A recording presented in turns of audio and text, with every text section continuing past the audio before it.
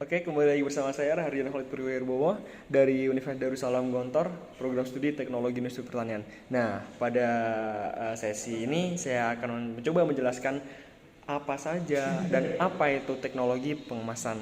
Oke, berikut adalah slide presentasi teknologi pengemasan dari saya, yaitu latar belakangnya. Nah, latar belakang dari teknologi pengemasan apa? Ya, teknologi pengemasan pangan terus berkembang sebagai respon terhadap kebutuhan konsumen maupun tren industri. Nah, selain itu, pasar global dan gaya hidup konsumen yang berubah juga menjadi tantangan bagi industri kemasan pangan untuk melakukan berbagai inovasi pada kemasan pangan. Nah, dijelaskan beberapa dekade terakhir telah hadir salah satu inovasi dalam dunia kemasan pangan, yaitu dikenalkannya kemasan pintar dan kemasan aktif. Apa itu kemasan pintar dan kemasan aktif? Berikut saya akan menjelaskan satu tahap ya. Yang pertama yaitu kemasan aktif atau active packaging. Nah, oke. Jadi apa itu kemasan aktif? Kemasan aktif adalah kemasan yang dirancang dapat memperpanjang umur simpan atau shelf life, atau untuk mempertahankan atau untuk meningkatkan kondisi pangan yang dikemas. Jadi konsep teknologi ini adalah dengan menambahkan komponen tertentu ke dalam sistem kemasan yang dapat melepaskan atau menyerap zat-zat tertentu dari atau ke dalam pangan yang dikemas atau lingkungan di sekitarnya.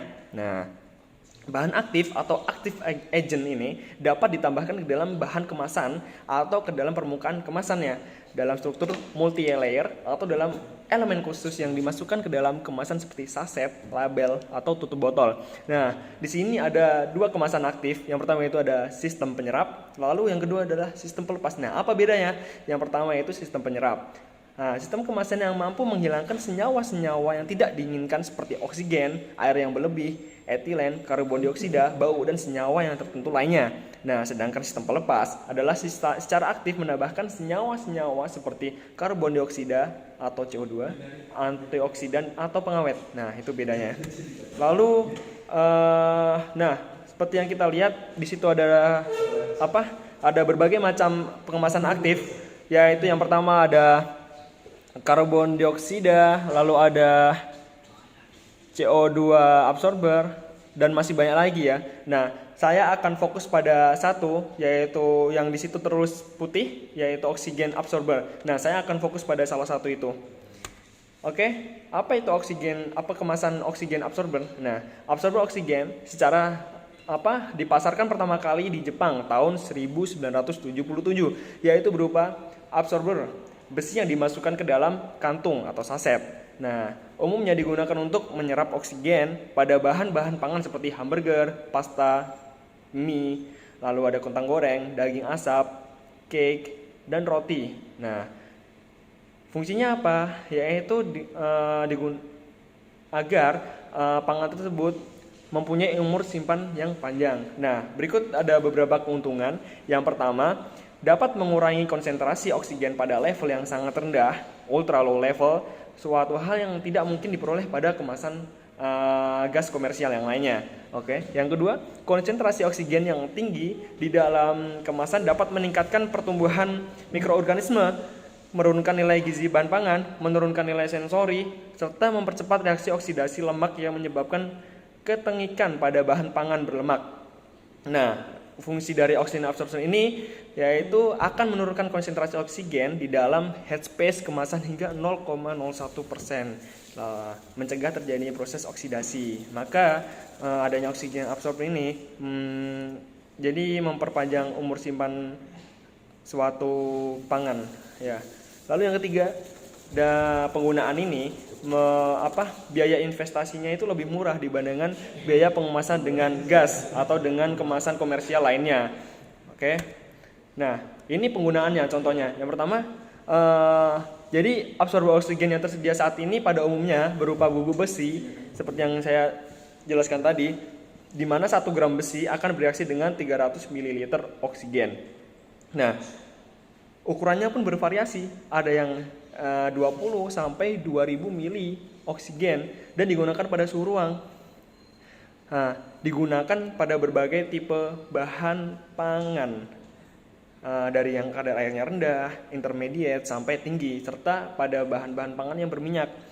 Di Amerika sendiri, absorber oksigen juga digunakan pada kemasan botol tutup seperti bir yang sangat sensitif terhadap oksigen. Nah, penggunaan pada tutup ini memungkinkannya bir tersebut tidak terkontaminasi oleh mikroorganisme. Nah, berikut adalah gambar contoh penggunaan oksigen absorber. Yang pertama yaitu adalah penyerap oksigen dalam bentuk label. Nah, seperti yang di atas. Lalu yang di bawahnya itu dalam bentuk saset seperti silika gel yang kita ketahui di dalam makanan. Nah, saya juga baru tahu bahwa silika gel itu termasuk oksigen absorber seperti itu. Nah, lalu yang kedua, intelligent packaging atau kemasan pintar. Nah, apa itu kemasan pintar? Pada beberapa dekade terakhir, salah satu perkembangan yang cukup inovatif dalam kemasan pangan adalah kemasan cerdas, intelligent packaging. Sistem kemasan cerdas mampu menjalankan fungsi cerdas seperti penginderaan, mendeteksi, melacak, merekam, dan mengkomunikasikan kualitas atau kondisi pangan sepanjang rantai pangan, termasuk selama transportasi dan penyimpanan. Nah, jadi kemasan pintar ini dapat di-tracking oleh sistem, oleh sensor yang dibuat.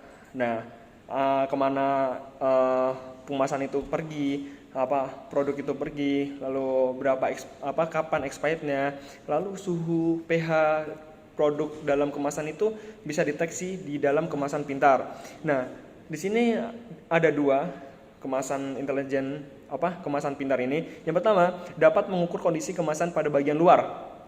Contohnya yaitu dengan menggunakan time temperature indicator (TTI). Yang kedua, dapat langsung mengukur kualitas produk dalam kemasan atau indikator internal. Contohnya yaitu indikator karbon dioksida, oksigen, lalu pertumbuhan mikroorganisme atau kesegaran. Lalu selanjutnya, nah di sini juga dijelaskan ada beberapa kemasan pintar. Nah, tetapi di sini saya akan berfokus ke satu jenis yaitu tinta termokromik. Apa itu tinta termokromik? Nah, tinta termokromik adalah tinta yang sensitif terhadap perubahan suhu. Perubahan warna pada tinta termokromik dapat irreversible maupun reversible. Nah, tinta termokromik yang irreversible tidak terlihat sampai terpapar suhu tertentu. Dan jika sudah berubah warna, perubahan warnanya akan permanen sebagai indikasi telah mengalami adanya perubahan tertentu.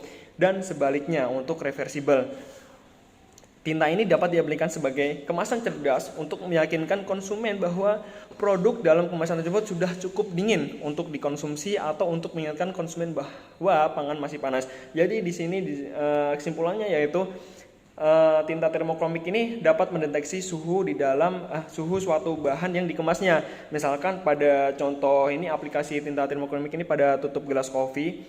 Nah, di situ ada disediakan gelas kopi, lalu dituang kopi panas yang sangat panas. Nah, yang tadinya tutupnya itu agak gelap, merah gelap, setelah ditutup, lalu tutup cup tersebut mendeteksi suhu panas. Nah, lalu berubah menjadi warna merah seperti itu, teman-teman.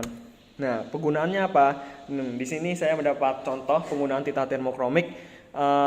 Nah, label pada minuman jus Osus ini, minuman jus jeruk ini, di situ terdapat label penguin, ya kan?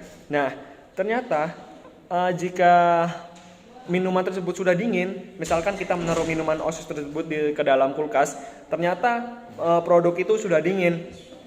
Nah, kita dapat bagaimana kita dapat mengetahui bahwa itu dingin tanpa memegangnya?